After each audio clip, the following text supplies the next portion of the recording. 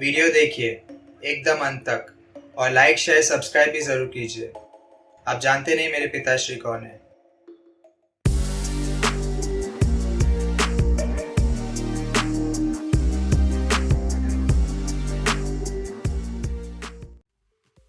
I don't know why we get intimidated by the infamous धमकी। हे तू जानता नहीं मेरा बाप कौन है। I seriously don't। मतलब डरने का क्यों इससे? Let me tell you। एक टाइम था till I was in college, I used to get damn scared by these words। Solid डर लगता था। मतलब कोई बोला नहीं था मुझको कभी, लेकिन कोई कभी मुझे ऐसा बोल दिया तो ये सोच के भी मेरी फट लेती थी कि हाँ रे, कौन हो सकता है उसका बाप? मुझे क्या जवाब देना चाहिए तभी? अपना धमकी या गाली का स्टैंडर्ड रिस्पॉन्स क्या हुआ करता था वो टाइम पे?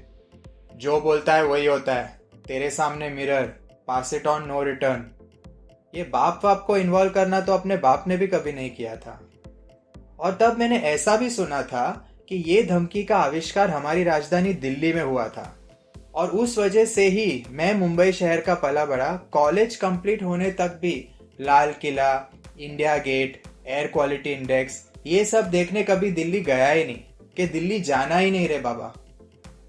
तो कॉलेज के बाद मेरा जल्दी ही जॉब लग गया था सर्विस इंजीनियर का।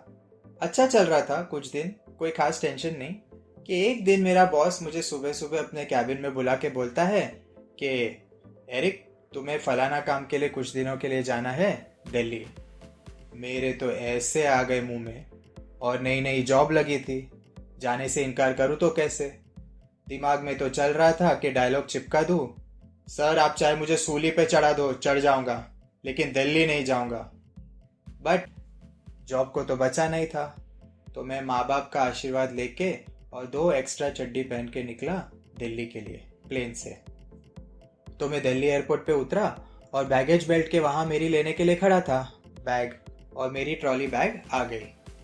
अब मेरा नसीब देखो, मैं झुका बैग लेने, और जैसे ही मैंने उठाया बैग, वो ट्रॉली बैग का हैंडल होता है ना डंडे जैसा बैग पुल करने को, वो हैंडल थोड़ा टच हो गया मेरे बाजू वाले के पिछवाड़े पे, ठीक सेंटर में, एकदम बीचों बीच। तो वो बंदा ऐसा जोर से झटका दिया और मेरे तरफ फट से मुड़ के बोला, ए दिखता नहीं क्या तुझे? और अब आप सबको पिछवाड़े के बारे में एक जल्दी से हकीकत बता देता हूँ, एकदम प्रूवन फैक्ट है कि पिछवाड़ा इंसान के शरीर का ऐसा हिस्सा है कि किसी को वहां पे कभी कुछ लग जाए ना, तो या तो वो एकदम शर्मा जाएगा या फिर पिछवाड़े पे मारने वाले का पिछवाड़ा मार देगा। पिछवाड़े का बदला पिछवाड़ा। तो बैक टू स्टोरी। अब ऑलरेडी मेरी पुश्तैनी टेंशन दिल्ली वालों से, तो मैंने भी डिफेंसिव होके तुरंत बोल दिया, जानबूझ के थोड़ी किया, हो गया बाय मिस्टेकली। और मेरे कुछ और बोलने से पहले ही जिस चीज का डर था वही हुआ।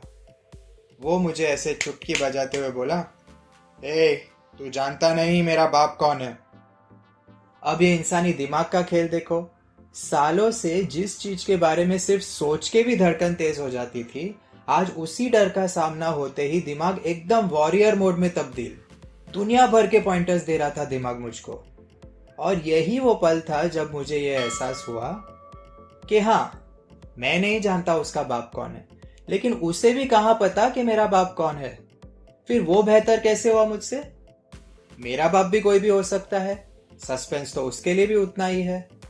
और इस बात पे वो एकदम सुपर कॉन्फिडेंट कि मुझे पक्का नहीं मालूम होगा कि उसका बाप कौन है। तू जानता नहीं मेरा बाप कौन है, नहीं पे पूरा जोर। तो जब जानता ही नहीं तो मैं डरूं ही क्यों? और चलो समझो कि मुझे उसके बाप के बारे में पता है, तो जरूरी थोड़ी है कि मुझे उसका बेटा बेटी नाता नाती सबके बारे में भी अपडेट हो। जैसे अगर मुझे कोरोना के बारे में पता है तो ऑब्वियसली मुझे कोरोना के अंदर के डीएनए सीक्वेंस के बारे में भी पता होना ही चाहिए। वैसे डीएनए नहीं, आरएनए सीक्वेंस होता है। डी तो कोरोना ने महीनों से घुसेड़ के रखा है हम सबके। खैर, बैक टू कहानी अगेन। तो थोड़ी सी हिम्मत करके मैंने भी बोल दिया उसको कि बाप बाप क्या लगा के रखा है? तो वो बोला, बाप, BAAP, बी फॉर बाप, ए फॉर आप, A for up, P for. मैं बोला, ये तू चुप कर रे, क्या फालतू बकवास करते जा रहा है कब से? फिर जो चिल्लम चिल्ली चालू। मैंने उसको ABC बोला, उसने मुझे XYZ बोला, और फाइनली जब बाकी दर्शक संतुष्ट हो गए और बीच में आके मामले को ठंडा करने की कोशिश की तो जा बे, पतली गली नाप, निकल इधर से के नारे लगाते हुए खुद ही निकल गया वो एग्जिट गेट के बाहर। पता नहीं वो दिल्ली का बंदा था भी कि नहीं, खास तो नहीं रहा था। तो मेरे कहने का मतलब आप समझ गए ना, डरना नहीं है ये बाप वाली लाइन से। मेरा डर तो अब एकदम खत्म। अब तो मैं कूद कूद के दिल्ली जाता भी हूँ और मुंबई लौट के वक्त एक अजीब सी कॉन्फिडेंस भी साथ लेकर आता हूँ। लेकिन दोस्तों, ऐसी ही एक दूसरी बाप वाली लाइन है जिसके लिए दुआ करो ऊपर वाले से कि आपको कभी कोई ना कहे। एक 4 लाइन की कहानी सुनाता हूँ। मेरा एक जिगरी दोस्त, माफ करना नाम नहीं लूंगा, एक शाम को अपने घर पहुंचा और उसके घर के भीतर आते ही उसका बाप नशे में फुल टल्ली मेरे दोस्त को बोलता है, ए रमेश, आप बैठ इधर, तुझे एक मस्त रंगीन किस्सा सुनाता हूँ तेरे पिताजी के बारे में। आपके बारे में? मेरा दोस्त बोला। ना ना ना ना बेटा, उसका बाप बोला, तू जानता नहीं तेरा बाप कौन है। Hello everyone, thanks for watching the video. This was my very first Eric's vlog and I really hope that you were entertained. If yes, then please give this video your love with lots and lots of likes, shares and subscribes. Also please do comment on what all you liked about the video. I am Eric. Until my next video, stay calm, stay safe.